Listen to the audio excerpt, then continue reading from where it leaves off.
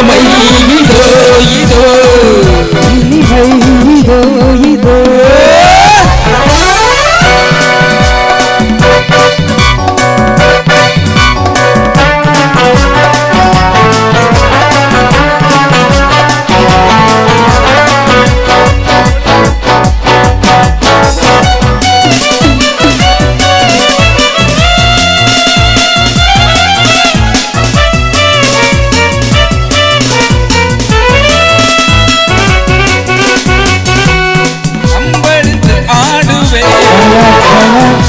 கண்டை போடுவே புத்துவல் தூரண்ணா வெச்சைகளில் வீரண்ணா என யாரும் கேட்டாலாகாது அதுதானே கூடாது யாரும் கிடையாது என்கின்ற ஆடேது பூ சுற்றுவே நான் சகலகலாவலவன் இனிமை இதோ இதோ இனிமை இதோ இதோ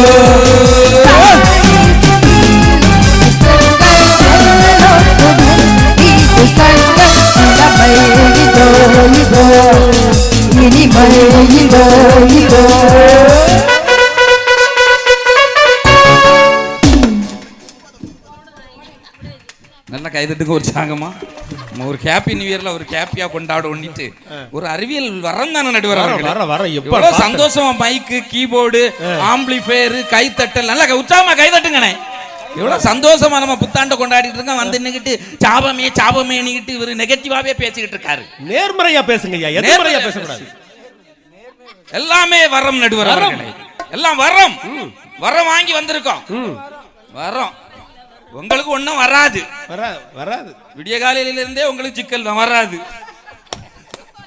அவருக்கு இந்த கிரைண்டர்ல தான் பிரச்சனை இருந்திருக்கு 3 கிரைண்டர் கொண்டு வந்தாவலாம் ஆமா என்ன பேச்சு இது கிரைண்டர் வேணும்னா என்கிட்ட தாங்க நான் மறு விலைக்கு வாங்கிட்டு போறேன் எங்க வீட்டுல ஆமா அது மனைவி வீட்டுல இருந்து வாங்கிட்டு வந்தாங்க 30 உண்மையிலே நடுவரவர்களே எழுச்சியோடும் மகிழ்ச்சியோடும் உற்சாகத்தோடும் உத்வேகத்தோடும் அன்போடும் பண்போடும் சீரோடும் சிறப்போடும் நடைபெற்றுக் கொண்டிருக்கின்ற அற்புதமான இந்த கோவிலானுடைய இளைஞர் மன்றத்தினுடைய அற்புதமான ஆண்டு விழாவிலே மிக அற்புதமான ஒரு நகைச்சுவை கலக்கல் இசைப்பட்டி மன்றத்தை ஏற்பாடு செய்து கண்டு கேட்டு ரசித்துக் கொண்டிருக்கக்கூடிய தாய்மார்களுக்கும் பெரியோர்களுக்கும் சின்னம் சிறார்களுக்கும் இளைஞர்களுக்கும் இளைஞர்களுக்கும் மதிப்பிற்கும் மரியாதைக்கும் உரிய கலை வித்தகர் நடுவரவர்களுக்கும் எண்ணணியிலே உண்மையை உறக்க சொல்லி உட்கார்ந்து கொண்டிருக்கக்கூடிய உத்தமிக்கும் எதிரணியிலே தத்து பித்து கருத்துக்களை கத்தி கதறி கொத்தி கொதறி தத்தி திதறி எடுப்பதற்காக வந்திருக்கக்கூடிய 3 மாபெரும் புத்தர்களுக்கும் அற்புதமான இசை சித்தர்களுக்கும் அன்பான ஒலி அமைப்பாளர்களுக்கும் பாடகர்களுக்கும் பாடகிகளுக்கும் அத்தனை பேருக்கும் என்னுடைய இனிய புத்தாண்டு வாழ்த்துக்களையும் வணக்கங்களையும் நல்ல அன்போடு தெரிவித்துக் கொள்கின்ற நடுவரவர்களே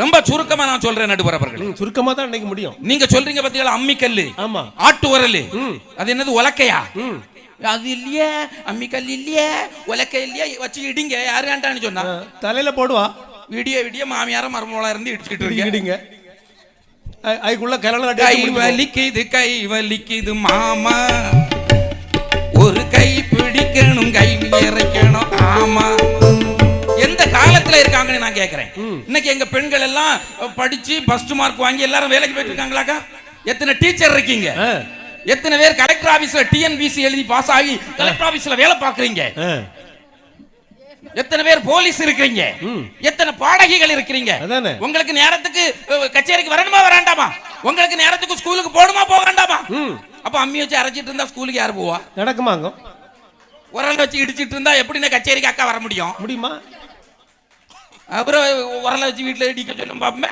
இல்ல மாப்பிள்ள கல்யாண வீட்டுக்கு போக முடியுமா கல்யாண மண்டபத்துக்கு போக முடியுமா கல்யாண மண்டபத்துக்கு போக முடியுமா அதெல்லாம் பெண் அடிமையின் அடையாளம் நடுவர்களே 6 மாசமா ஆட்டு வண்டில போகணும் இல்ல மாட்டு வண்டில போகணும் உங்களுக்கு எவ்வளவு அட்வான்ஸா நாங்க போயிட்டு இருக்கோம் அப்படியே அம்மியா திறந்தமா டர்ரு புர்ருன்னு அரைச்சமா மூஞ்சில தட்டுனமா என்ன டர்ரு புர்ருன்னு அந்த காலத்தை மாதிரி கால வண்டியும் கட்டிக்கிட்டு கால வண்டியும் கட்டிக்கிட்டு காட்டு வழியே போற வழி கண்ணியம்மா அங்க வருகிற நாள் இப்படி போக முடியுமா நடுவில் விடிய விடிய போயிட்டு இருக்க முடியுமா நடக்குமா அது போன நடுவர்கள் டக்குன்னு ஒரு வண்டி எடுத்தமா சர்ரு புருன்னு போயிட்டு வந்தமான்னு இருக்கணுமாக்கா இங்க இருந்து ஒரு 2 மணி நேரத்துல சிங்கப்பூருக்கு போயிடலாங்க 2.5 மணி நேரம் தான் 2 மணி நேரத்துல வந்துடலாம் நடுவர்கள் சிங்கப்பூர் ஆமா பொண்ணெல்லாம் அந்த காலத்துல அவர் அழகா சொன்னார் பத்தியா குனிஞ்ச தலையோடு வந்தாங்க குனிஞ்ச தலையே நிமிரலியா எங்க பாட்டி அப்படிதான் சொல்லிச்சு அது உங்க தாத்தாவை கல்யாணம் பண்ணி 15 வருஷம் கழிச்சுதான் உங்க தாத்தாவுக்கு முகத்தையே நான் பார்த்தேன்.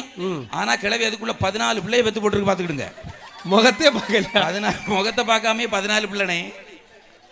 என்ன வேலை நடந்திருக்கு பத்தியெல்லாம் அழிவு தொழில்நுட்பம் இல்லாததுனால இப்போ அழகா டிவியை பார்த்து பொழுத போக்கிக்கிட்டு எத்தனை சேனல் இருக்கு எங்களுக்கு. பொண்ணெல்லாம் இப்படியே வரணும். என்ன பேசுறீங்க சார்? எங்க வந்து நீங்க என்ன பேசிட்டு இருக்கிறீங்க? குனிஞ்ச தலை நிமிராம வரணுமா? அன்னைக்கெல்லாம் ஒரு கல்யாண வீட்டுக்கு போன தம்பி, சூப்பரா வந்து பொண்ணு எவ்வளவு ஜாலியா வந்து தெரியுமா? நான் சின்ன பொண்ணு சிங்கால கண்ணு நீ கல்யாண வேலி கட்டு என் செந்தாமரை கை சேரும் முன்னே நான் நின்னேனே தூக்கம் கெட்டு. நான் சின்ன பொண்ணு கால கண்ணு செங்கால காலி கட்டு என் செந்தாமரை கை சேரும் முன்னே நான் நின்னேனே தூக்கம் கெட்டு. தாக்குது ஏதோ ஒண்ணு பார்த்து பார்த்து எங்குது லப்பு பண்ணு காத்துது சாத்துது பூத காத்து கேட்டு கேட்டு வாங்குது லப்பு பண்ணு என்ன சேர்த்து கடி இன்னும் பார்த்து கடி இன்னும் துள்ளுது காவியம் சொல்லுது மாறுகோ மாறுகோ மாறுகை ஜோருகோ ஜோருகோ ஜோருகை மாறுகோ மாறுகோ மாறுகை ஜோருகோ ஜோருகோ ஜோருகை. கண்மணி பொன்மணி எவ்வளவு சந்தோஷமா நல்லா உற்சாகமா கைதட்டனே. பொண்ணெல்லாம் எவ்வளவு சந்தோஷமா அன்னைக்கு மணவரைக்கு வந்துகிட்டு இருக்கு. அந்த அறிவியல் தொழில்நுட்பம் அப்ப மணவரைக்கே இப்படித்தான் வர்றாங்க. அப்ப குடும்பமே நல்ல ஆடுமை நடந்து ஆட நடுவர்களே சந்தோஷமா இருந்துட்டு போக நடுவர்களே. அப்ப உங்களுக்கு அறிவியல் தொழில்நுட்பம் வேண்டாம்னு சொன்னா உங்க செல்போனை தூக்கி வெளியே வாங்க. யாருக்கெல்லாம் அறிவியல் தொழில்நுட்பம் சாபம் கையை தூங்க பாப்போம். ஆனா உஷாராயிட்டாங்க தினேஷ், நீங்க எல்லாம் கேட்டுருவீங்கன்னு சொல்லி உஷாராயிட்டாங்க. யாரும் செல்லு போன கொடுக்க ரெடியா இல்ல, அப்படிதானே? யாருக்கும் இல்ல இல்லையா?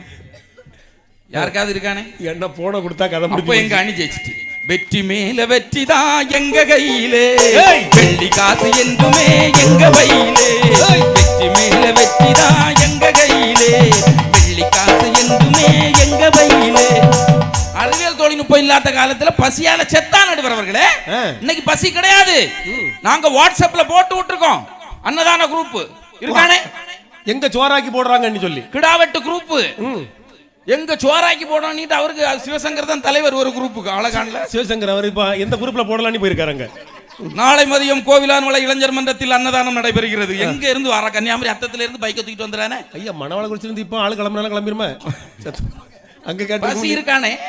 வாட்ஸ்அப் குரூப் வச்சு நாங்க எத்தனை பேருக்கு ரத்த தானத்தை கொடுத்துட்டு இருக்கோம், எத்தனை பேருக்கு கிட்னியை கொடுத்துட்டு இருக்கோம், எத்தனை பேருக்கு கிட்னி எடுத்துக்கிட்டு இருக்கோம். அறிவியல்ல கிட்னி எடுத்தா இல்ல மாற்றுறதுக்கு மாற்று அறுவை சிகிச்சை.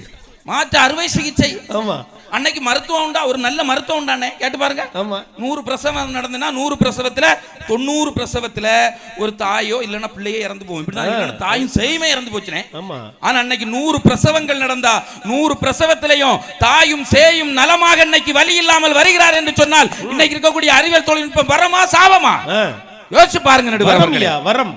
ஆனா பாருங்க பைக் வந்துட்டு இருக்கு, வரமா சாபமா நடுவர்களே? அது கேமரால தெரியுது பாருங்க. அவர் கேமரால லைவ் போயிட்டு இருக்கு, வரமா சாவமா நடுவர்களே? வரோம். என்ன பேசிக்கிட்டு இருக்காரு நடுவர்களே. அன்னைக்கு பாட்டி காலத்துல வந்து இருந்துட்டு நீங்க வாங்கனே பாருங்க, பெட்ரோல் போட்டா வண்டி போகும், போடலன்னா உருட்டிட்டு போகணும். எத்தனை வகையான பைக் இருக்கு தெரியுமா?